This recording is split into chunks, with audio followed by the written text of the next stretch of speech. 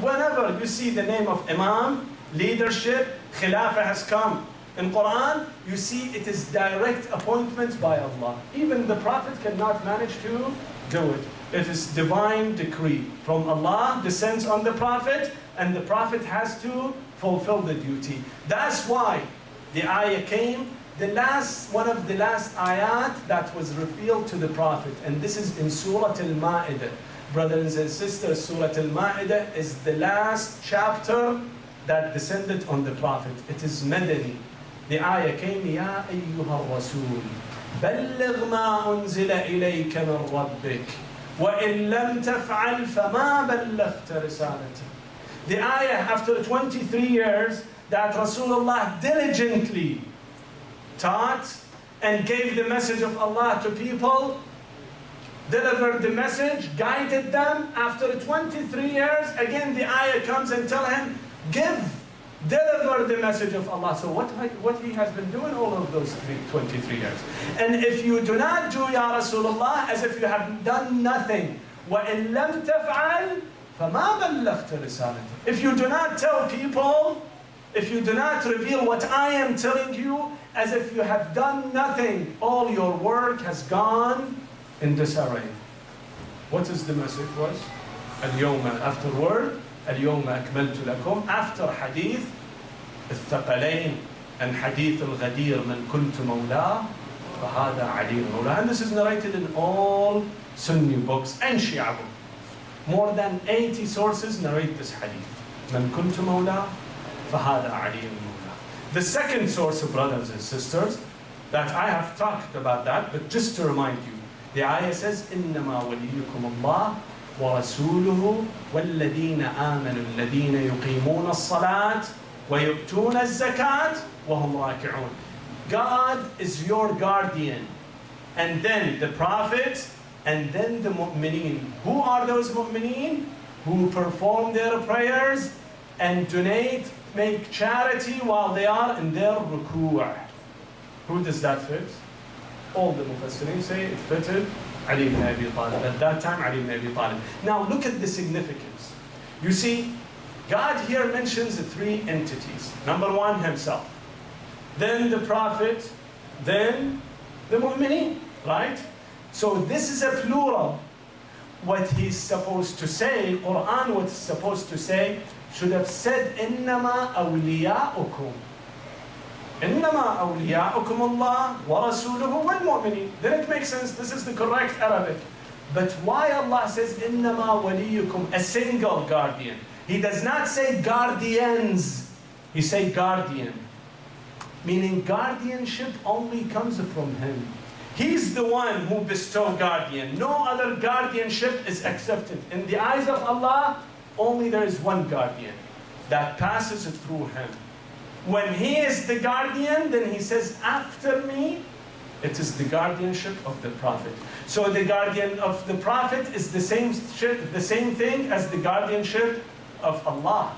And the guardianship of mu'mineen is same as the guardianship of Allah, of the Prophet. So basically, it is one guardianship that he, by himself, rules, and then he bestowed it upon anyone that he desires. And he has desired Rasulullah, and after that, mu'mineen, and that is Ali ibn Abi Talib, alayhi afdal salatu wassalam. Sallu ala Muhammadin wa ali Muhammad. Allahumma salli ala Muhammad wa ali Muhammad. One important question the critic asks, I am sorry taking too long, but here we have to, to educate ourselves. The critics say then, if this is so important, and Allah had equated the message of the Prophet to the declaration of the Imamah of Ali ibn Abi Talib, why didn't he make it so simple? Mention the name of Ali ibn Abi Talib in the Holy Quran, and then everybody will be resting. There is no fightings, no quarrels, no animosities, no divisions. By mentioning the name of Ali ibn Abi Talib, everything will be fine. Well, I will ask you this question. Didn't God tell Christians and Jews about Prophet Muhammad?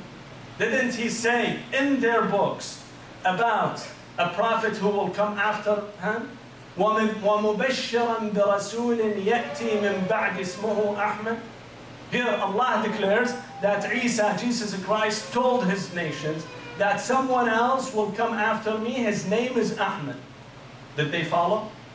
So even if he would bring Ali's name, would they follow? That's number one. So still not assured. You bring his name, then they say no. If that were true, why he didn't list his father's name? Why didn't he say he should have given full address and full identity? His social security number should have been included in Quran, so we can have correct identity.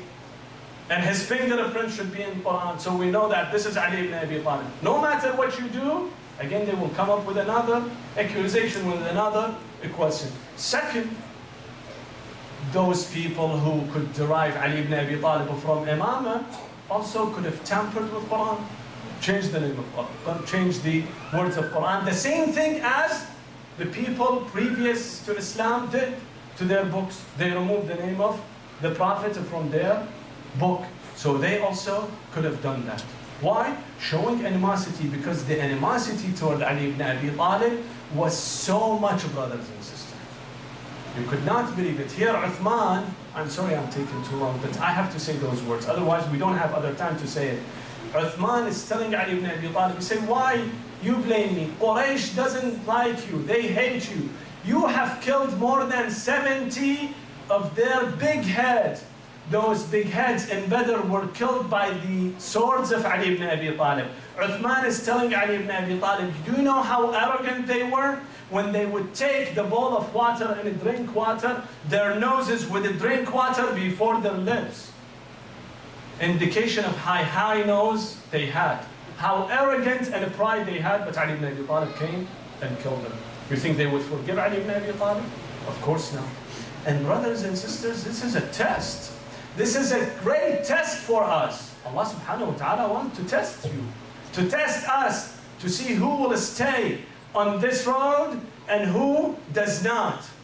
Who will use his common sense and who does not. Someone came to the Prophet and he was a Bedouin, came and told the Prophet, oh Prophet, show me a way that I will be successful, succeed in the day of judgment and go to the paradise. He said, I don't want anything from you except that you believe in Shahadatain, you perform your Hajj, Salat, Siyam, Zakat, and if you see that guy who's sitting there and he appoints to Ali ibn Abi Talib, he said, you follow him. After me, you follow that guy. Regardless of what people do. Forget about people. Just see what that man does, you follow him. He said, is that all? He said, yes. He said, okay. I accepted the promise. I promise you that I will follow. The Prophet told him, I also promise that you will enter paradise, heaven. When this man got up and left, leaving the door, Rasulullah said, من أراد أن ينظر إلى أحد من أهل الجنة فلينظر إلى هذا الشخص. Whoever would like to see anyone from paradise, look at this guy who's leaving. A man came for 5 minutes, sat with the Prophet, he got the message, he used his common sense, and he followed Ali ibn Abi Talib.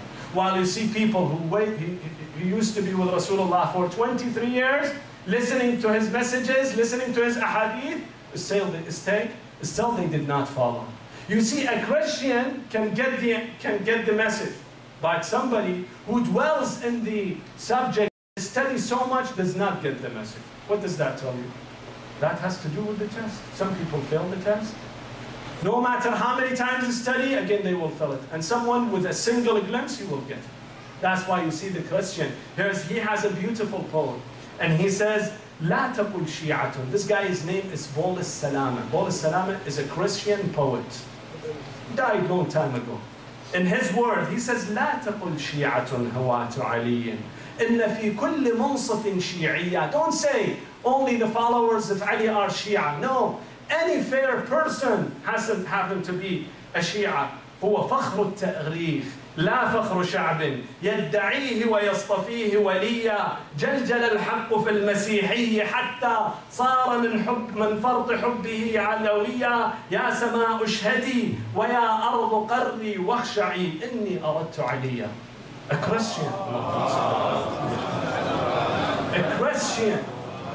Christian declares that I am a fair person. I just look at history and I am compelled toward Ali ibn Abi Talib. spontaneous toward Ali ibn Abi Talib. Why? Because here Imam Zayn al-Abidin had said in one of his ceremonies, he said that Ahlul Bayt, one qualities of Ahlul Bayt, وَالْمَحَبَّةَ فِي قُلُوبِ الْمُؤْمِنِينَ. Love by nature, by spontaneous way, comes to the believers when they hear about Ahlul Bayt. Love of Ahlul Bayt is spontaneous in everybody's heart, including Ali ibn Abi Talib. In this night, brothers and sisters, Ali ibn Abi Talib spent this night in the house of Kulthum, his daughter. He used to eat only few pieces of bread with little salt. On that night, Kulthum brought him 3 things. She brought him pieces of bread, little salt, and a cup of milk. At that time, Ali ibn Abi Talib looked at her so angrily. She said, "What did I do, my father? Ma fa'altu ya Aba. Have I done anything wrong?" He said, "Yes. Yes, you have done something terrible. What did I do, ya Aba?" She said, "When did you see me that I eat more than 2 things? In your entire life, have you ever seen me that I eat more than 2 things?" She wanted to take the salt. He said, "No. Take the milk." She took the milk. Ali ibn Abi Talib on that night spent it in the home of Kulthum. Every now and then he would come out from the room and look at the sky, look at the constellations and the stars. And then he would say, هي والله الليلة التي وعدت بها. هي والله الليلة التي وعدني بها رسول الله. Tonight is the night. Tonight is the night that Rasulullah has promised me for that night. And he would go back again and does his prayers until it got close to Fajr, to the time of dawn. At that time, he got out from the room, going toward the door. His belt gets stuck on the doorknob. The belt opens up, he closes it, and he recites those poems. He said, "Ushdud hayazimaka lil-maut. فإن الموت لاقيك ولا تجزع من الموت إذا حل بناديك كما أضحكك الدهر كذاك الدهر يبكيك." Get ready for death, Ali ibn Abi Talib. For all those years that you have spent, one day the death, this life will make you cry. Get ready for death. When he left, they say there were few birds, a few ducks in the yard, in the backyard. They started screaming. Ali ibn Abi Talib says, صَوَائِحٌ تَتْبَعُهَا نَوَائِحٌ. Now you listen to those screams, but in a few minutes you will hear the wailings of Zainab and Kulthum. Ali ibn Abi Talib goes to the masjid. At that time here in the masjid, he sees Aduwallah ibn Maljam is laying on the floor while he's hiding his sword. He tells him, "قم يا عبد الله ولو شئت لأخبرتك ما تخفي تحت رداءك." I would have told you what you have hiding underneath your sword. He said that I will tell you what you have lived. Then he went to the Ma'dana and did the adhan and did the iqamah. He came back to do the prayers. He entered the prayers. The enemy of God goes behind one of the poles waiting for him. Ali ibn Abi Talib goes to the ruku'. Then he comes back. Then he goes to sujood. When he lifts his head, Ibn Muljam comes from his behind and attacked him. Struck him on his head. أين المنادي وإمامه وعليا. He falls on the ground and says, فزت ورب الكعبة بسم الله وبالله وعلى ملة رسول الله. فزت ورب الكعبة قتلني ابن اليهودية لا يفوتنكم الرجل.